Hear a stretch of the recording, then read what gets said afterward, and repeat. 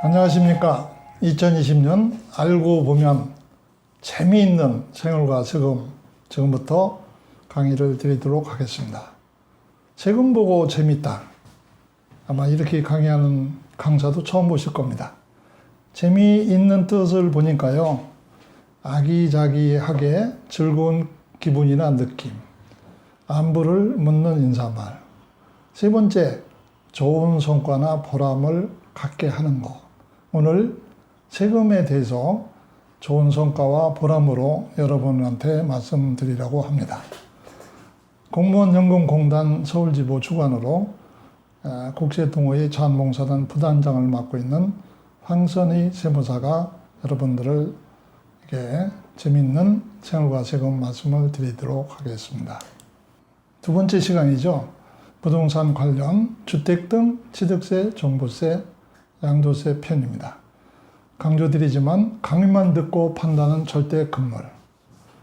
의사결정 전에 세무사가 꼭 상담하시기 바랍니다. 부동산 취득, 부요 처분 단계에서 어떤 세금을 내는가 볼까요? 취득 단계는 취득세를 내시죠. 부요 단계 재산세와 종합부동산세. 처분 단계는 양도소득세. 이렇게 세금을 납부합니다. 이 자료는 지병근 세무사 주택임대사업자의 모두 것 중에서 제공을 받았습니다.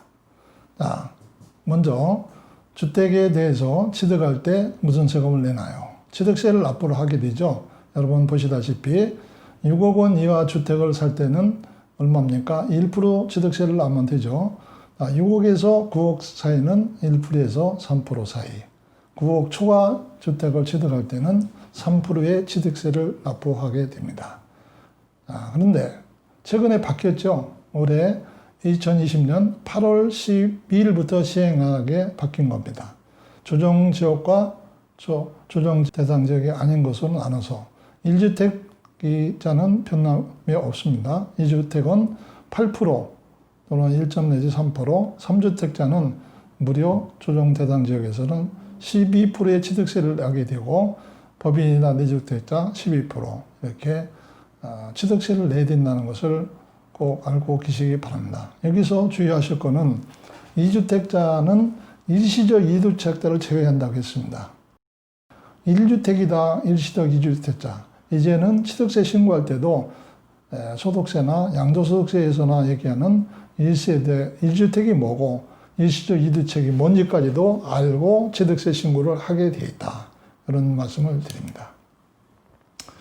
종합부동산세 납부 흐름제 구조입니다.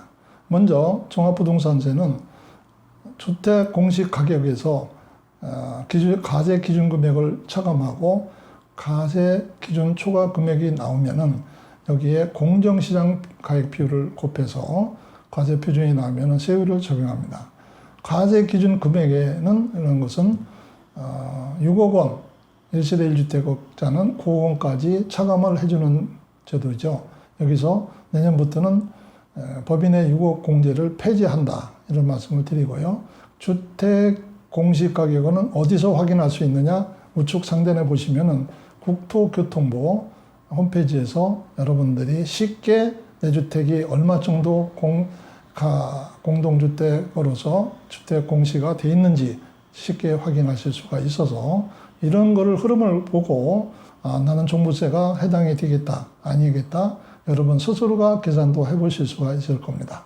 공정시장 가액 비율은 2020년도 90%, 내년에는 95%, 내후년에는 100%까지 적용하게 해서 시가, 실질 거래가액에 거의 가는 과세 표준을 만든 다음에 세율을 적용합니다. 하단에 보시면은 하단에서 두 번째 세부담 상한 초과액이라는 게 있습니다. 이거는 직전 연도 납부한 재산세와 종합부동산세 상당액 곱하기 상한율을 초과하는 세액만큼은 납부하지 않도록 완화적인 세금을 내도록 이렇게 하고 있는 제도입니다. 자, 세액공제 그 위에 보면은 1세대 1주택자에만 해당이 되고 고령자 세액공제와 장기부여 세액공제 이렇게 말씀을 드릴 수 있습니다. 우측에 보실까요? 1세대 1주택 세액공제 확대 내년부터 적용합니다. 60세에서 65세는 20%, 70세 이상은 40% 이렇게 인상해서 적용을 해준다는 얘기가 되겠습니다. 장기 부여 공제도 있습니다. 5년에서 10년은 20%, 15년 이상은 50%까지 공제를 해주는데 위의 고령자 세액 공제와 장기 부여 공제를 합쳐서 올해는 70%를 한도로 세액 공제를 해주는데 내년에는 80%로 상향해서 공제를 해준다는 얘기가 되겠습니다. 이 표에서 보시다시피 1세대 1주택이고 세액 공제, 장기 부여나 고령자한테는 세부 부담을 적게 해주기 위한 제도라고 이렇게 설명드릴 수가 있습니다. 자, 그러면은 종합부동산세 세율 및 세부담 상한 인상 내년부터 어떻게 바뀌는지를 잠깐 볼까요? 좌측에는 과세 표준 3억 원 이하, 3억에서 6억 구간별로 이렇게 또 우측에 보면은 3주택 이상이고 조정 대상 지역 2주택 세율이 1.2%에서 5%, 법인은 6%로 이렇게 개정이 이미 되어 있습니다. 자, 밑에 상단은 세부담 상한, 아까 말씀드렸죠. 직전년도 납부세액에 이 이율을 곱해서 한도만큼 초과되는 만큼은 세금을 납부하지 않겠다는 건데 일반 1세대 2주택, 조정대상 지역 2주택, 3주택 이상으로 구매하면은 개정을 보십시오. 개인은 150%, 300%, 300% 이렇게 상한율을 적용하게 하고 법인은 상한율을 아예 폐지한다. 이 얘기는 뭡니까? 나오는 대로 내년에는 세금을 납부하게끔 한다는 얘기죠. 지금 법인이라는 것은 법인이 소유하고 있는 주택을 말씀드리는 겁니다.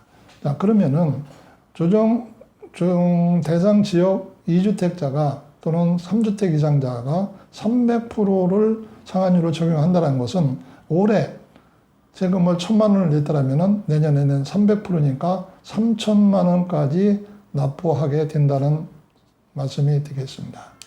자, 그러면 실질적으로 종합부동산세가 얼마나 올해보다 내년에 오르는지 그 변화에 대해서 말씀드리겠습니다. 이 자료는 기획재정부에서 7월 22일 날 보도한 자료입니다. 좌측에는 고가 1주택자 보유자의 세부담 변화입니다.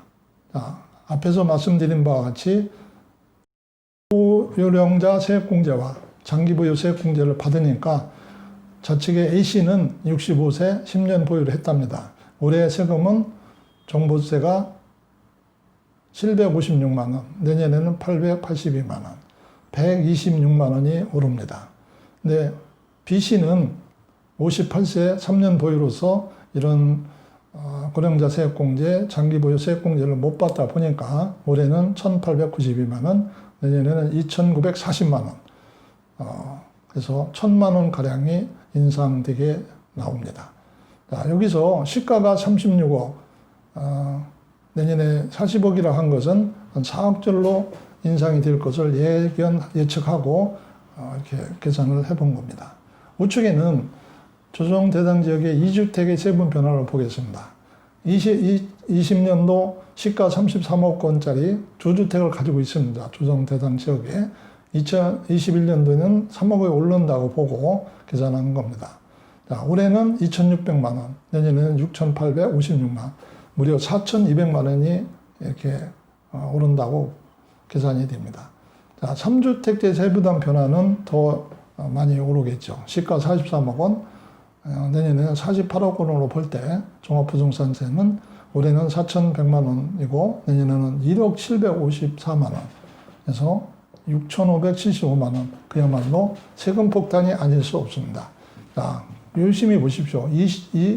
내년에 3주택자가 이거는 조정 대상 지역과 관계없죠. 전국의 주택수를 다 합치니까 3주택이더라. 그러면은 합쳐서 보니까 48억이다. 48억이라면은 시가가 그렇다면 무려 1억 754만 원의 세금을 납부하게 된다는 말씀이 되겠습니다. 자, 이제 양도소득세 중에서 가장 어려운 것은 1세대 2주택 비과세 요건을 판단하는 것입니다. 신방수 세무사 양도세 완전 분석 중에서 자료를 받아서 말씀드립니다. 자, 그러면은 요건 중에서 1세대는 건 뭐냐? 또 국내대 1주택이어야 되고 2년 보유 요건이 있고 2년 거주 요건이 있고 고가주택은 뭐냐? 원칙을 볼까요? 1세대라는 것은 결혼한 부부와 생계를 같이 하는 가족을 말합니다. 자, 예외를 보겠습니다. 우측에. 그러면은 단독세대 30세 이상인 경우 단독세대 미혼이죠. 30세가 넘었으면은 따로 독립해서 세대를 구성하고 있다면은 별도의 세대로 본다는 얘기가 되겠고 30세가 미달하는 경우라도 소득이 있거나 결혼을 의미해서 분가해서 독립세대로 했다면은 그것도 별도의 세대로 보겠다. 자, 그 얘기는 위에서 단독세대 30세 이상인 경우라는 얘기는 자, 30세가 미만이면서 미달하고 소득도 없고 결혼도 안 했다. 제주도에서 학교를 다니고 있다. 이런 경우는 떨어져 주민등록이 따로 있더라도 같은 세대로 본다는 얘기가 되겠습니다. 자, 국내 1주택 사실상 용도에서 1주택 여부를 판단한다. 실질 용도에 따라 주택금을 판다. 오피스텔을 주거용으로 사용하면 주택이 들어간다.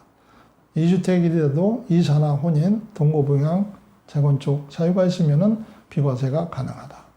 자, 2년 보유라는 것은 등기부 등본상 보유기간을 따지는 것이 원칙이다. 2021년 양도분부터는 1주택을 보유한 날로부터 그 사람에 유예해야 된다.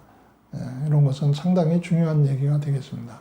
자, 2년 거주, 서울 등 조정지역만 해당이 된다. 고가주택은 9억 초과분 양도세액에 대해서 양도소득세를 납부한다는 얘기가 되겠습니다. 자, 신방수 세무사 양도소득 완전 분석 중에서 1세대 1주택 보유 및 거주 요건 개정 연역을 연도별로 양도 시기별로 나열을 해놨습니다. 하단을 보시면은 취득장시 조정 대상 지역이다 하면은 우측에 보실까요? 2017년 9월 19일 이후에는 2년 이상 보유와 2년 이상 거주를 해야 되고 그 조정 대상 지역이 아닌 곳은 2년 이상만 보유하고 양도를 하면은 양도소득세 1세대 주택을 혜택 지원 비과세 판정을 받을 수 있다. 이렇게 보시면 되겠습니다. 자, 여러분들 농어촌 주택과 일반 주택이 있는 경우에 일반 주택을 1세대 1주택 비과세를 받을 수 있는 요건입니다. 신방수 세무사 양도소득세 완전 분석 중에서 자, 보실까요? 노후에 여러분들께서는 자, 은퇴하고 귀농 다시 가서 농사를 짓겠다는 분이 상당히 많습니다. 그래서 이 자료를 설명을 드리는 겁니다. 자, 상속주택과 이농주택. 상속, 그러니까 고향주택으로 이렇게 표현하는 경우도 있습니다.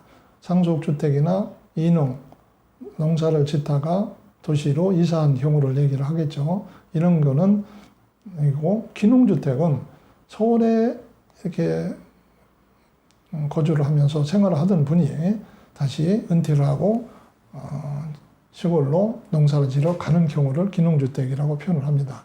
자, 규모는 기농주택만 설명드리도록 하겠습니다.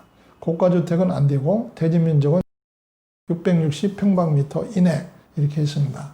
자, 여러분 우리가 면적을 계산할 때는 법적으로는 평방미터를 써야지만 습관상 평을 얘기하면 쉽게 이해가 되실 것 같아서 평수를 말씀드리면은 660평방미터는 200평을 얘기합니다. 여러분 160 곱하기 0.302으로 하면은 이렇게 200평이라는 것이 쉽게 나옵니다. 자, 그리고 소재주택을 포함해서 1000평방미터 이상의 농지를 한 개 취득을 해야 됩니다.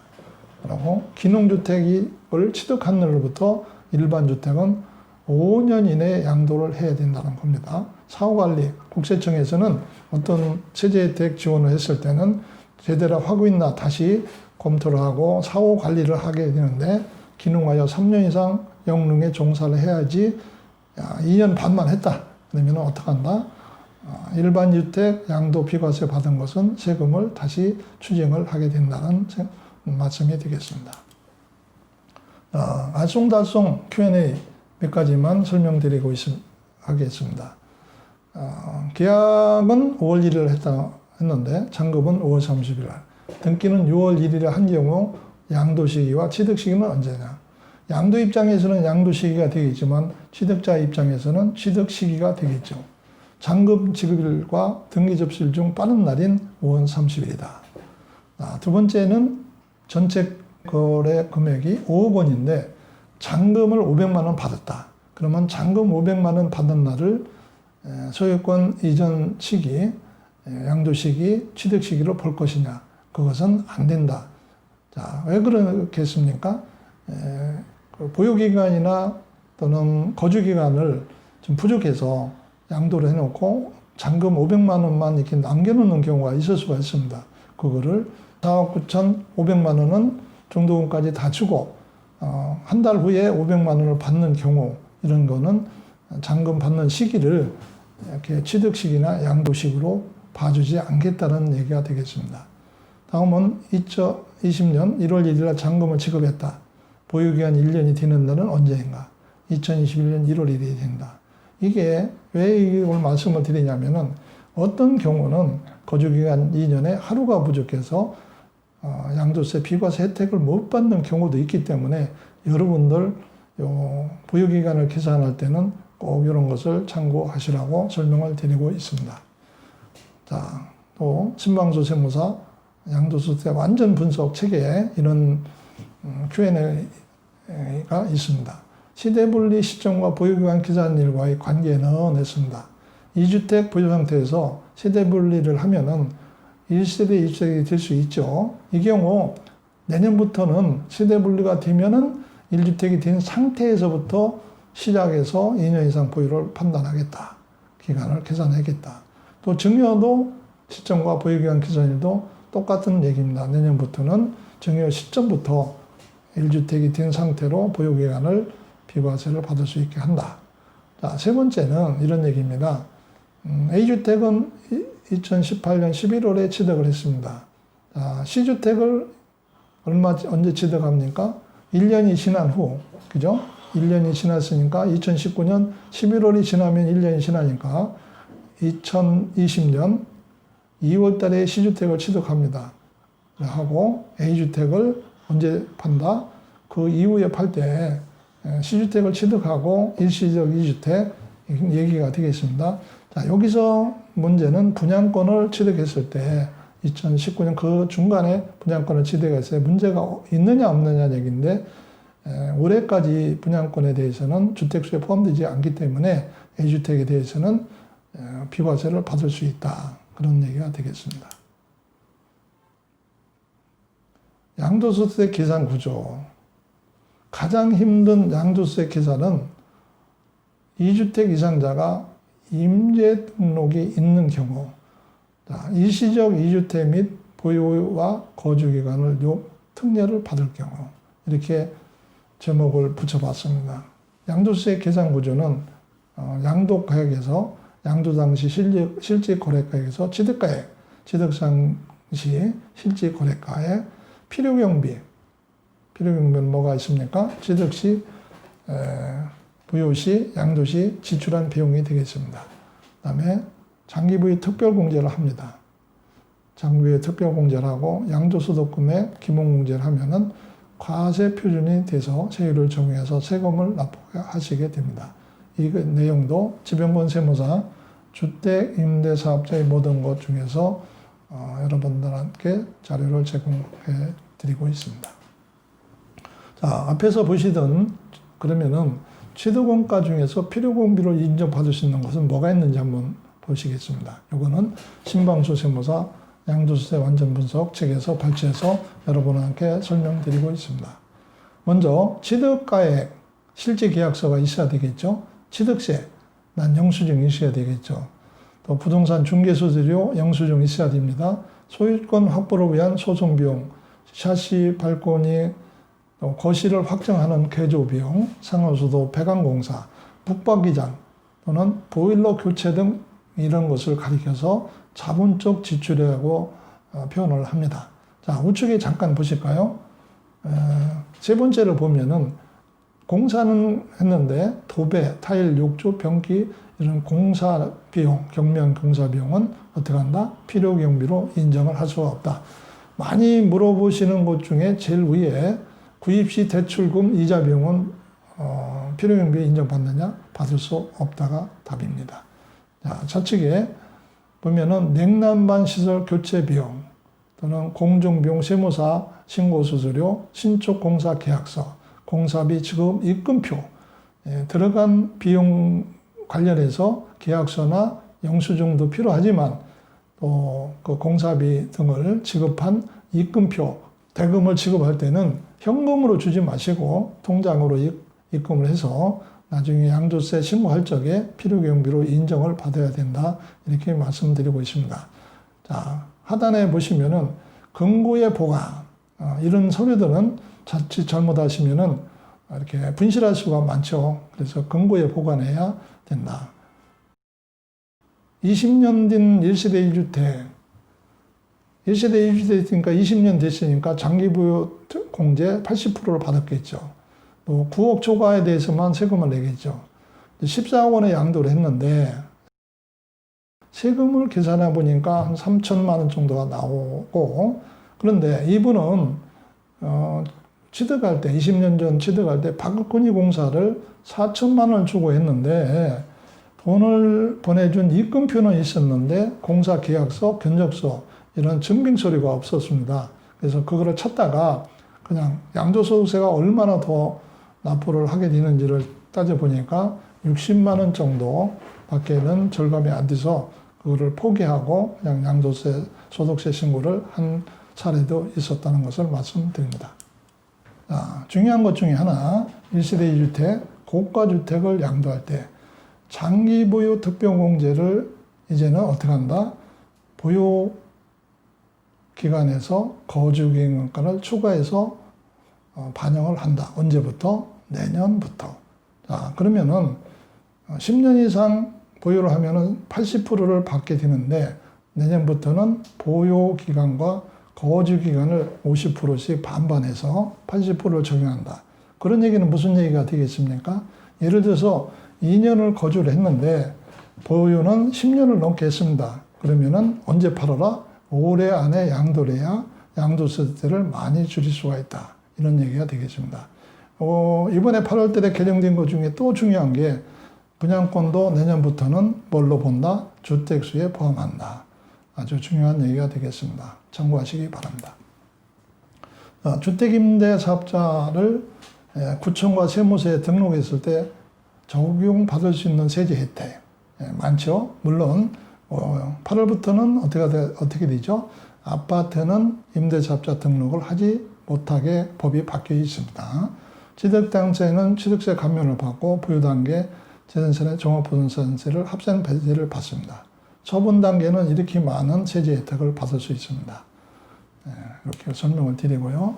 2년 미만 보유주택 양도소득세 세율도 이번 세법 개정에서 올라갔습니다.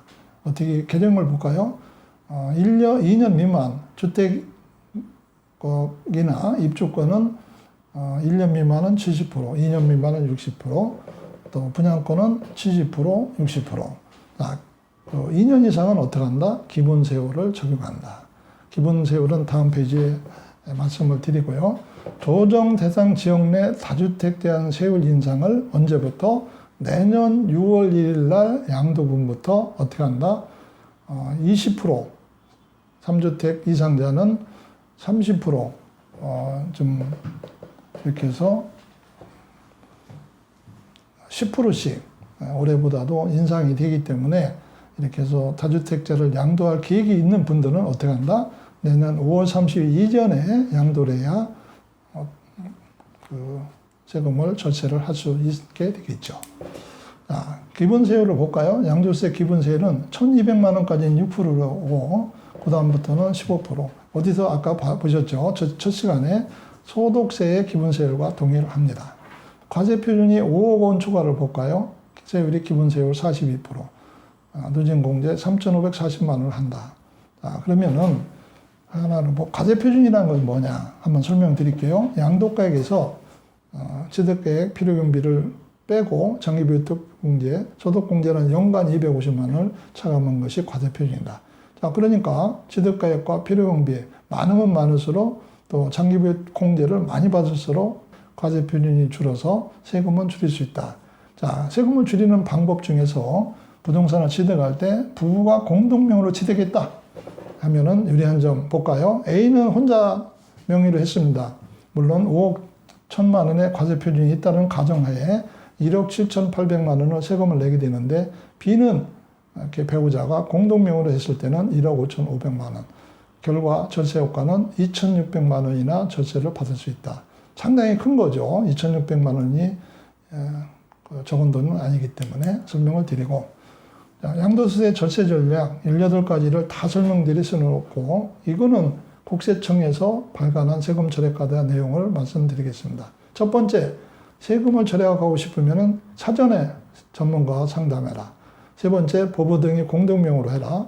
네 번째, 거주하는 부모의 주민등록을 함께 해놓은 경우는 주택을 양도 전에 사실대로 정리해라. 따로 거주하는 부모가 주민등록이 같이 돼 있는 경우가 있을 수가 있어요. 또 1주택자가 공부상이라는 것은 관공서의 장부입니다. 장부에 공부상은 2주택인데 사실상 상가 건물을 사용하고 있다. 그러면은 공부를 정리해서 양도를 해라. 8번째 볼까요? 이렇게 상가 겸용주택. 이게 1층은 상가, 2층은 주택인 경우가 있죠. 신축하는 경우는 주택 부분을 조금 더 크게 해라. 그러면은 전체를 주택으로 봐서 상가 부분 1세대 1주택 혜택을 볼 수 있다. 이런 얘기인데 이걸 또 법을 개정했습니다. 2022년 내후년 1월 1일 양도부부터는 건물이 적어도 건물 부분의 양도 차익에 대해서는 세금을 내게 되기 때문에 이런 경우에 해당되시는 분들께서는 언제까지 내년 말까지 양도해야 세금을 절세 혜택을 받을 수 있습니다. 자, 상가에 딸린 방은 주택이냐 아니냐 이런 논란거리가 많죠. 주택으로 안 보는 것이 맞는데 모든 그 가족들이 함께 거주하고 있다면 이것도 주택으로 본다. 참 세금이 복잡합니다. 주택은 2층, 상가는 1층이래요. 상가 겸용주택인데 주택이 크면은 전체를 주택으로 보니까 똑같은 면적이라면은 어디에 주택 부분이 큰지를 봐라. 내부에 1층에 2층에 올라가는 계단이 있다. 그러면 이것은 2층의 주택으로 보기 때문에 어떻게 한다? 전체를 주택으로 보기 때문에 1세대 1주택 전체를 비과세를 받을 수 있다. 이거 국세청에서 자료를 제공하고 있는 거예요. 그죠? 어떻게 보시면은 탈세를 알려주는 것 같지만 절대 아닙니다. 합법적으로 법적으로 절세를 알려드리고 있는 겁니다.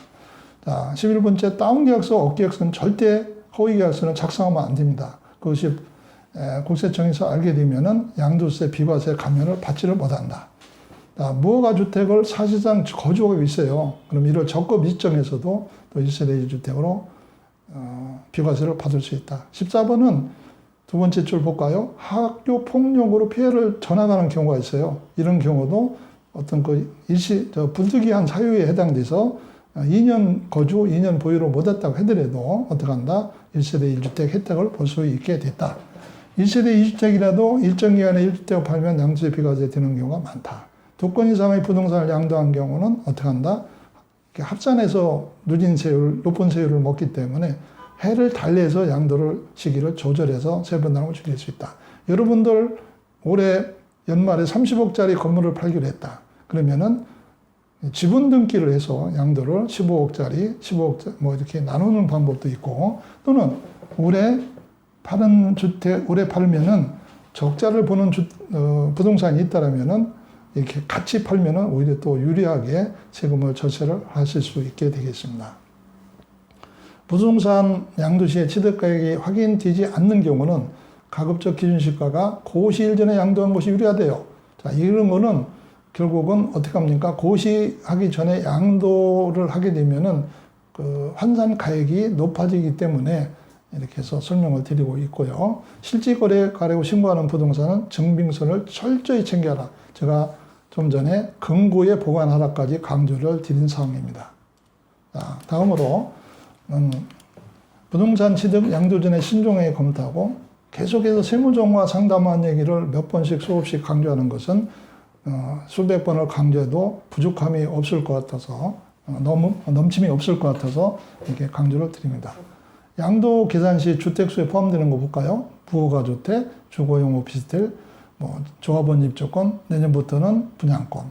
공동소유 주택의 각자 지분도 들어간다. 특히 상가 건물 지상 옥탑, 상가 건물에 오래된 상가 건물에 조그만 옥탑에 이렇게 거주를 하고 있는 주택이 있다면은 이것도 주택수에 들어간다. 심지어 공장 건물에 창고로 쓰던 옥탑을 개조해서 근무하는 종업원이 거주 주택으로 주민등록을 옮겨서 살고 있었던 것도 주택수에 들어가서 1세대 1주택 혜택을 못 받은 사례도 있습니다. 양도계약서 작성 전에 전문가와 상담해라. 이렇게 부모 간의 증여는 증여공제 후 5년이 지난 후에 양도하면은 양도세를 줄일 수 있다. 부동산 취득 양도 전에 신중하게 검토하고 계속해서 세무전문가와 상담해라. 양도세대가 적은 주택부터 먼저 양도하고 낡은 주택은 멸실하고 또 겸용주택은 주택이 큰지를 봐라. 이렇게 해서 많은 얘기를 하고 있습니다. 마지막에는 내후년부터 이렇게 양도분부터 적용하는 건데 부속토지 범위 도시적이 5배, 지방은 10배인데 수도권 도시적은 3배로 축소를 합니다. 그래서 주택의 면적을 계산해서 부속토지를 이렇게 면적을 계산해서 3배가 넘는다. 그죠? 이렇게 된 분들은 내년 12월 30일까지 양도를 해야 절세 효과를 볼 수 있다는 얘기가 되겠습니다. 1세대 1대 비과세 판단하는 게 참 어려워. 세대 개념에서 세대를 판단함에 있어서 부모는 물론 장인장부도 같이 동거하고 있다면 같은 세대예요. 자, 부모님이 또 주택을 하나 가지고 계시는데 동거를 같이 모시고 산다면은 이사를 해서 다른 자녀분에 가서 살다가 오셔라. 이렇게 해서 세대 분리를 하고 또 부부는 법률은 세대를 따지므로 수십 년간 별거를 했더라도 동일 세대다. 보면은 1세대란 이렇게 돼 있죠. 법률상 이혼을 하였으나 이게 2018년 12월 30일 날 개정된 거예요. 양도세를 피하기 위해서 법률상 이혼한 부부가 있어. 실제는 사실혼 관계 같이 살면서 그런 경우도 이혼한 것을 보기 않고 같은 세대로 본다는 법의를 개정한 적도 있기 때문에 꼭 참고하시기 바랍니다.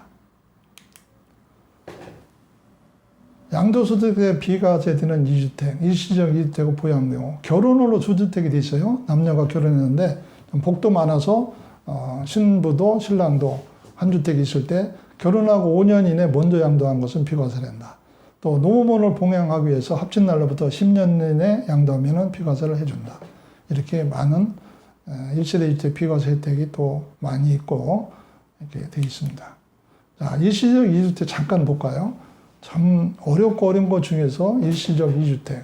자, 그림을 보면은 종전주택 A를 구입해서 다시 신규 주택으로 이사를 하려고 주택을 또 구입을 해놓은 거예요. 종전주택이 바로 양도가 안 돼 있는 시점에서 했는데 위에 함정하고 동그라미를 보면은 종전주택 A주택을 구입 후 1년 이상 경고한 후에 B주택을 구입을 해야 되는 거예요. 참 이것을 몰라서 이렇게 1세대 2주택, 1세대 2주택, 일시적 2주택 혜택을 못 보는 경우도 많이 봐왔습니다. 2017년 8월 3일 이후 조정지역에서 취득한 주택은 2년 이상 거주 요건을 충족해야 됩니다. 참 어렵습니다. 일시적 2주택 비과세 2019년 12월 16일 지금 보면은 2017년 8월 2일, 2018년 9월 13일, 2019년 12월 16일, 그죠? 부동산 대책이 발표될 때마다 이렇게 뭡니까? 주택에 대한 조세 강화 정책이 계속 펴지고 있죠. 자, 일시적 2주택 중복 보유기간이 2019년 12월 16일로 바뀌면서 중복 보유기간을 3년에서 2년으로 줄였다가 다시 1년까지 줄인 상태입니다. 근데 이거는 조정 대상 지역에 종전주택이 있고 신규주택이 또 조정 지역 대상이 있을 경우라고 이렇게 말씀을 드리는 거고 이 내용은 상당히 복잡합니다. 지방건설에서 주택임대사업자의 모든 것 중에서 또 설명을 드리고 있습니다. 주택 임대를 하고 계신 분들은 또 다주택 보유하고 계신 분들은 참 세금이 너무 복잡하고 해서 오늘 강의만 듣고서는 절대 의사결정을 하시는 것은 금물이고, 추가적으로 좀 공부를 하고 싶으신 분들은 강의를 잘하고 있는 지병근 세무사 이렇게 유튜브 강의를 들어보시고, 또 뭐라고 했습니까? 고성춘 변호사, 이분은 국세청에서 이렇게 과장으로 근무하셨던 분인데, 세금으로 본 집값 폭락 시기 가운데 본 제목이 그렇게 돼 있어요. 그죠? 보유세 이길 장사 없다. 저도 이분 강의를 다 들어봤느냐? 봤습니다. 최근에 세법이 8월 달에 개정되고 나서 이렇게 강의를 한 건데, 이분 강의를 들어보면은 결국 무슨 얘기냐? 보유세, 종합부동산세를 1년에 1억씩 5년 동안 5억 내고 버틸 장사가 있느냐. 참 그렇게 보면은 결국은 집값은 폭락할 거다. 이렇게 해서 강의를 하는 거기 때문에 한번 참고해서 강의를 들어보시면은 상당히 어떤 그 의사결정 하시는데 큰 도움이 되시지 않을까 해서 말씀을 드렸습니다. 이렇게 해서 비정분과의 세무상담 황당한 사례 이런 것들은 차후에 따로 시간을 내서 사례 위주로 한번 시간을 내가지고 여러분들을 찾아뵙도록 하겠습니다. 오늘 두 번째 강의는 이것으로 마치도록 하겠습니다. 감사합니다.